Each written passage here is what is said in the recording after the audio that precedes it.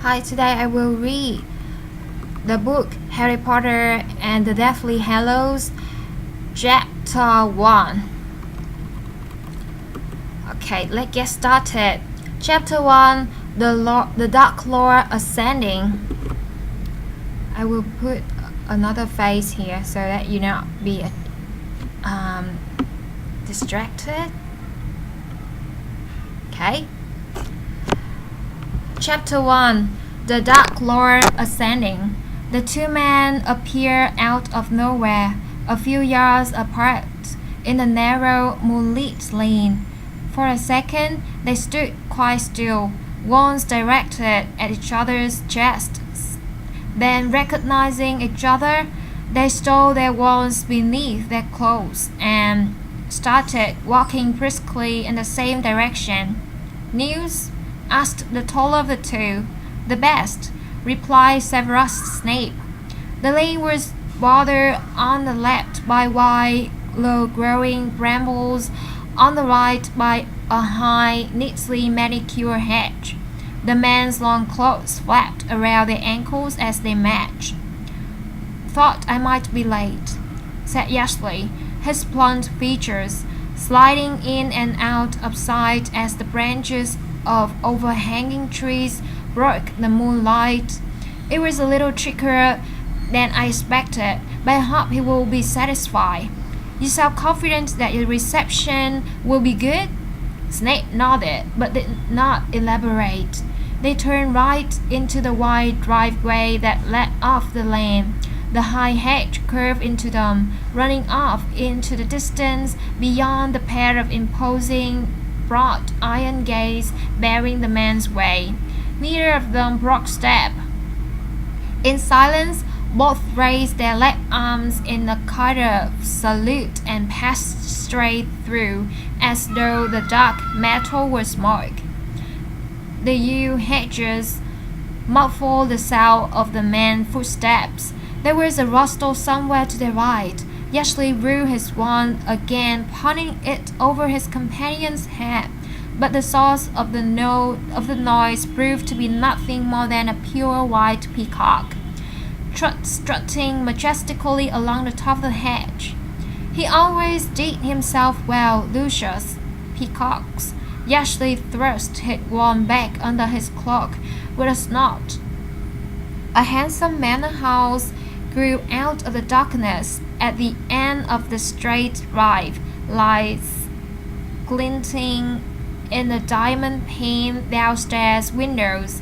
Somewhere in the dark garden beyond the hedge, a fountain was playing. Gravel crackled beneath their feet as Snape and Ashley sped toward the front door, which swung inward at their approach, though nobody had visibly opened it. The hallway was large, dimly lit, and sumptuously decorated, with a magnificent carpet covering most of the stone floor. The eyes of the pale-faced portraits on the wall followed Snape and Ashley as they strode past. The two men halted at a heavy wooden door leading into the next room, hesitated for the space of a heartbeat. Then Snape turned the bronze handle. The drawing room was full of silent people, sitting at a long and ornate table. The room's usual furniture had been pushed carelessly up against the walls. Illumination came from a roaring fire beneath a handsome marble mantelpiece, surmounted by a gilded mirror. Snape and Ashley lingered for a moment on the threshold. As their eyes grew accustomed to the lack of light, they were drawn upward to the strangest feature of the scene, an apparently unconscious human figure hanging upside down over the table, revolving slowly as if suspended by an invisible rope, and reflected in the mirror and in the bare, polished surface of the table below. None of the people seated underneath this singular sight were looking at it except for a pale young man sitting almost directly below it. He seemed unable to prevent himself from glancing upward every minute or so. Yesly, Snape said in a high, clear voice from the head of the table. You are very nearly late. The speaker was seated directly in front of the fireplace, so that it was difficult at first for the new arrivals to make out more than his silhouette as they grew nearer. However, his face shone through the gleam hairless, snake-like, with slits for nostrils and gleaming red eyes whose pupils were vertical. He was so pale that he seemed to emit a pearly glow. Severus here, said Voldemort, indicating the seat on his immediate right, Yesly, beside the hollow. The two men took their allotted places. Most of the eyes around the table followed Snape, and it was to him that Voldemort spoke first. So, my lord, the other of Faunus intends to move Harry Potter from his current place of safety on Saturday next at nightfall. The interest around the table sharpened palpably.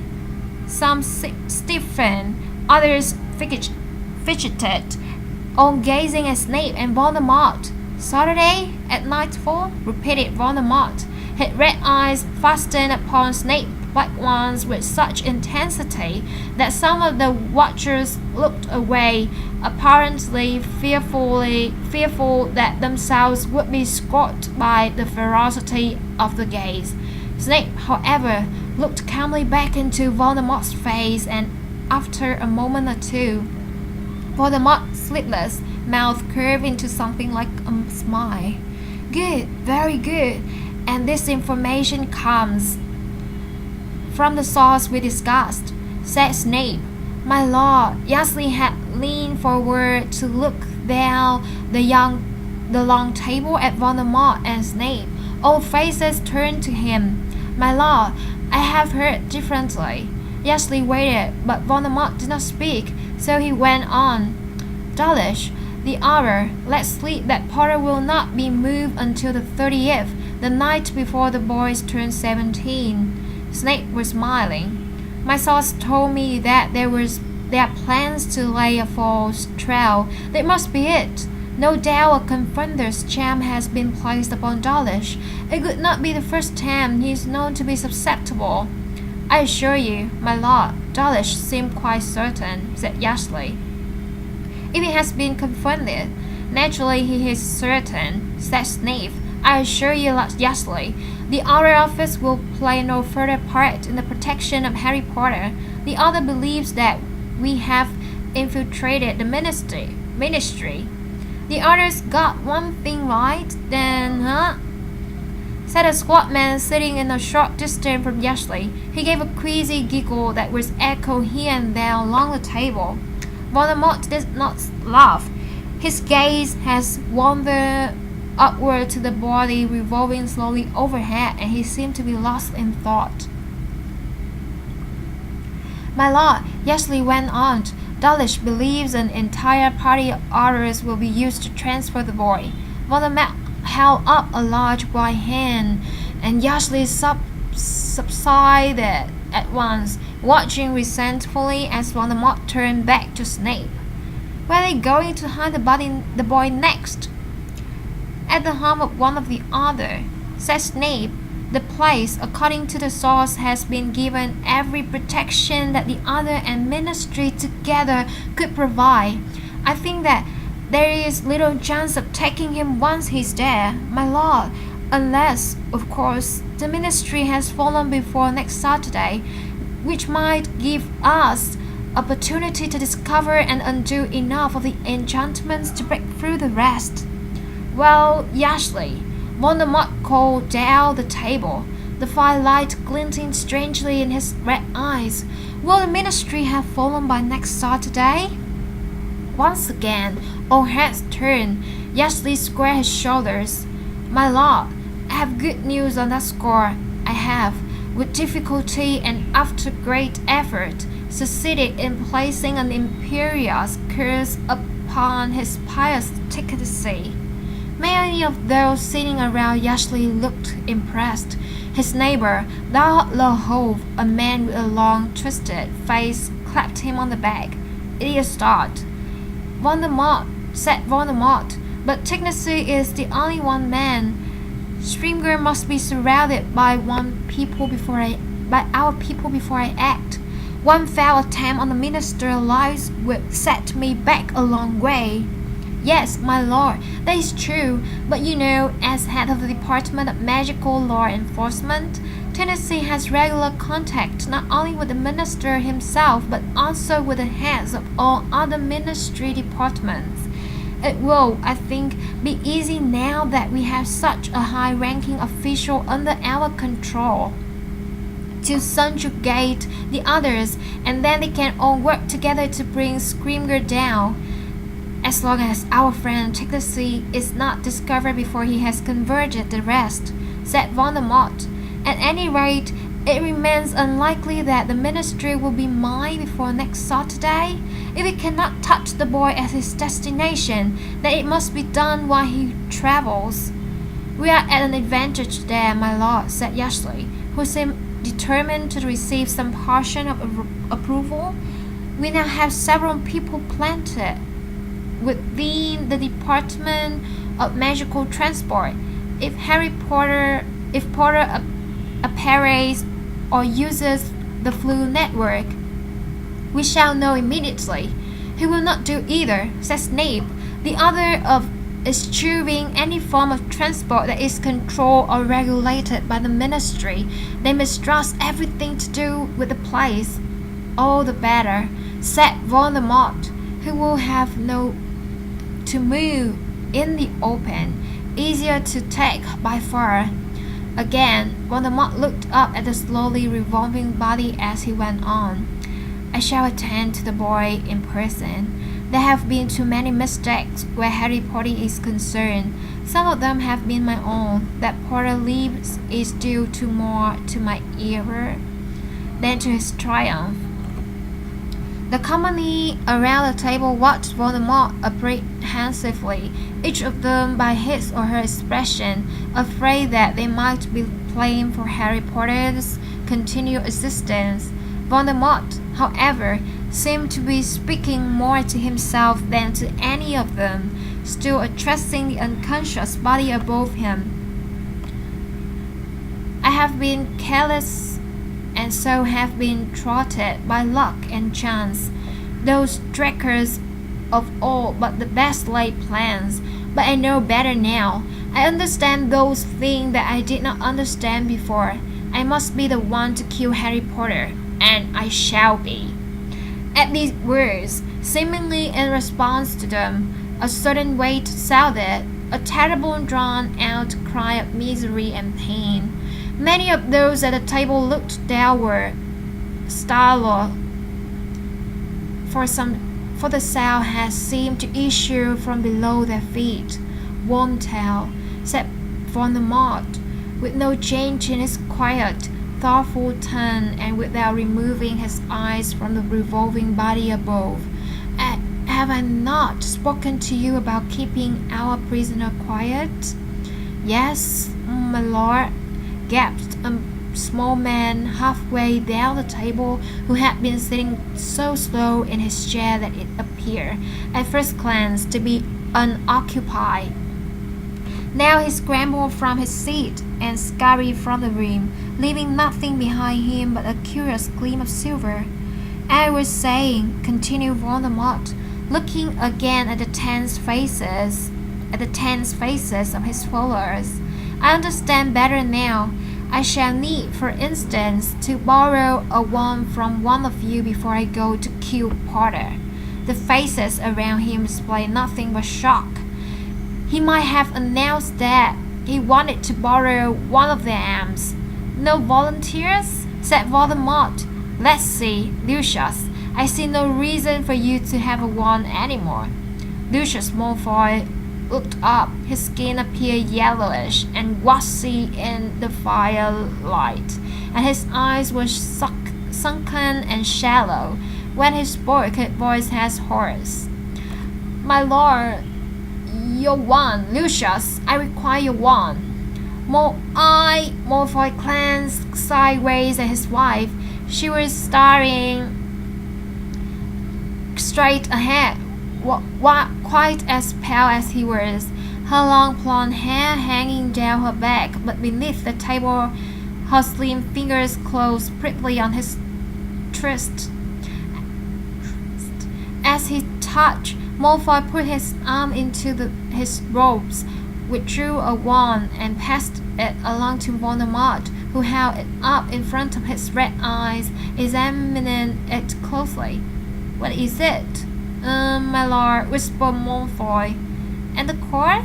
Dragon heartstring. Good, said Voldemort. He drew out of his wand and compared the lengths. Lucius Malfoy made an involuntary movement. For a fraction of a second, it seemed he expected to receive Voldemort's wand in exchange for his own. The gesture was not missed by Voldemort, whose eyes widened maliciously. Give you my wand, Lucius, my wand. Son of the wrong snicker. I have given you your liberty, Lucius. Is that not enough for you? But I have noticed that you and your family seem less than happy of late. What is it about my presence in your home that displeases you, Lucius? Nothing, my lord. Such lies, Lucius.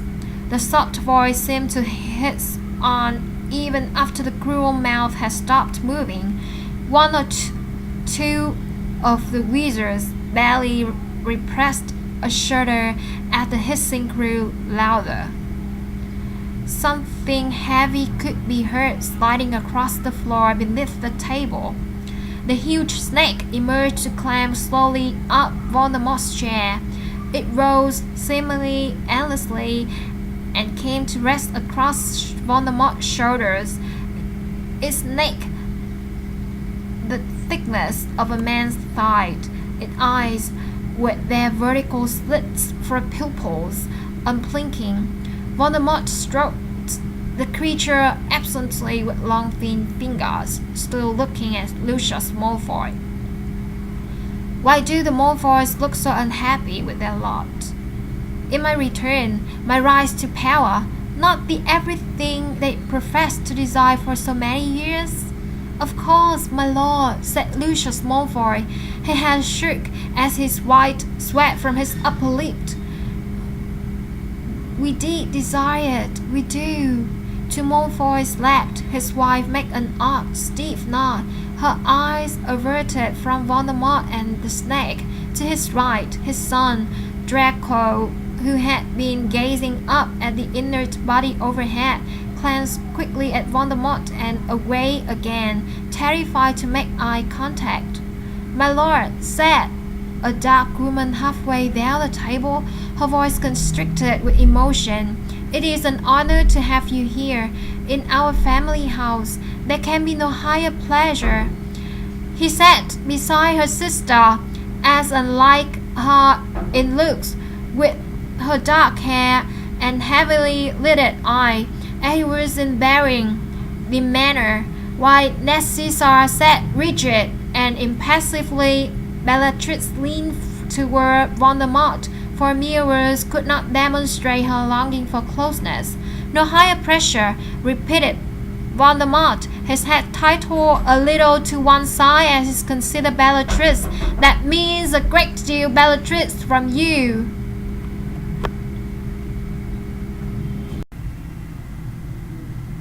Her face flooded with color, her eyes welled with tears of delight. My lord knows I speak nothing but the truth. No higher pleasure, even compared with the happy event that, I hear, has taken place in your family this week. She stared at him, her lips parted, evidently confused. I don't know what you mean, my lord. I'm talking about your niece, Bellatrix, and yours, Lucius, and Narcissa. She has just married the werewolf, remarked Lupin. You must be so brown. There was an eruption of jeering laughter from around the table.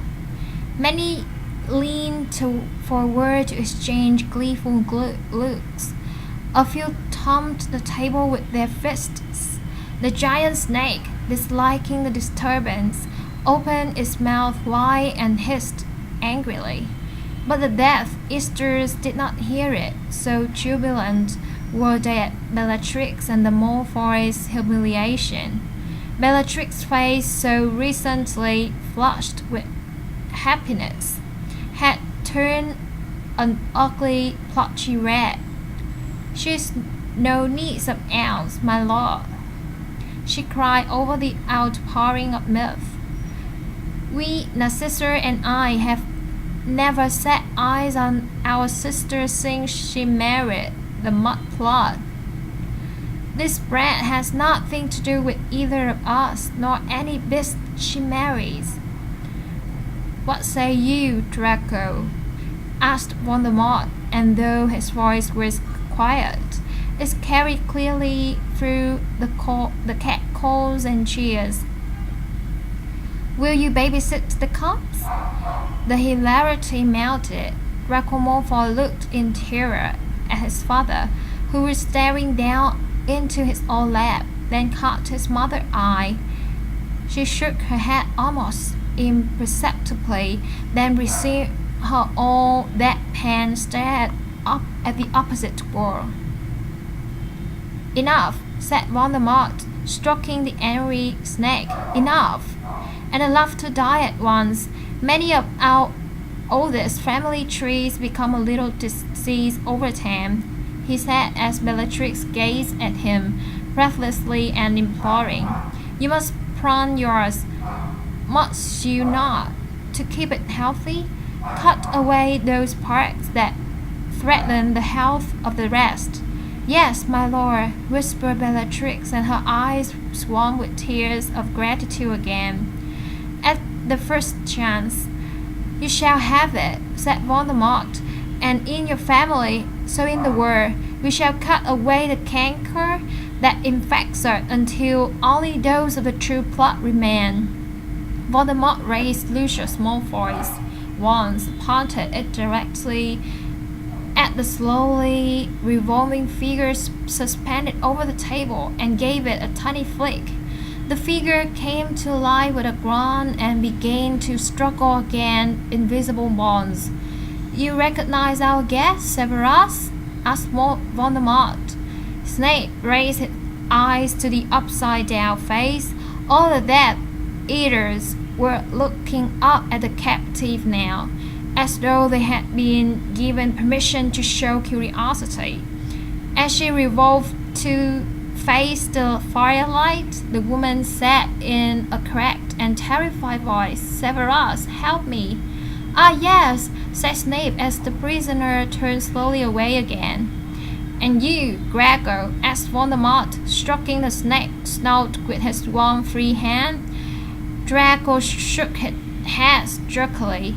Now that the woman had woken, he seemed unable to look at her anymore. "But you could not have taken her classes," said Voldemort. "For those of you who do not know, we are joined here tonight by Charity Buggage, who until recently taught at Hogwarts School of Witchcraft and Wizardry." There were small noises of comprehension around the table. A broad, hunched woman with pointed teeth crackled. "Yes, Professor Buggage taught the children of witches and wizards all about muggles. Now we are not so different from us." "How they're not so different from us?"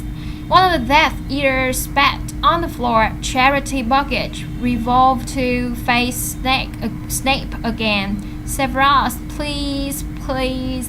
"Silence," said Voldemort with another twitch of Malfoy's wand, and Charity fell silent as if gagged.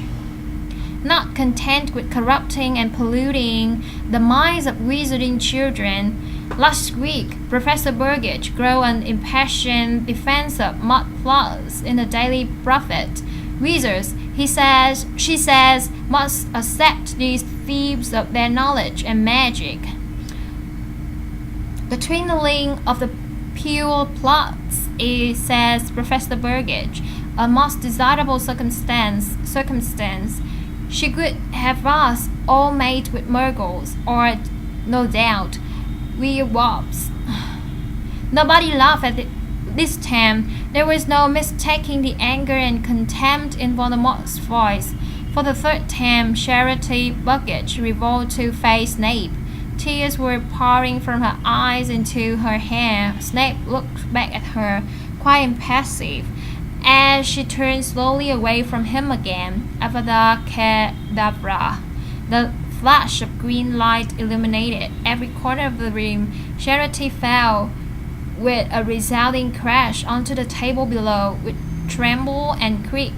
Several of the Death Eaters leaped back in their chairs. Gregor fell out of his onto the floor.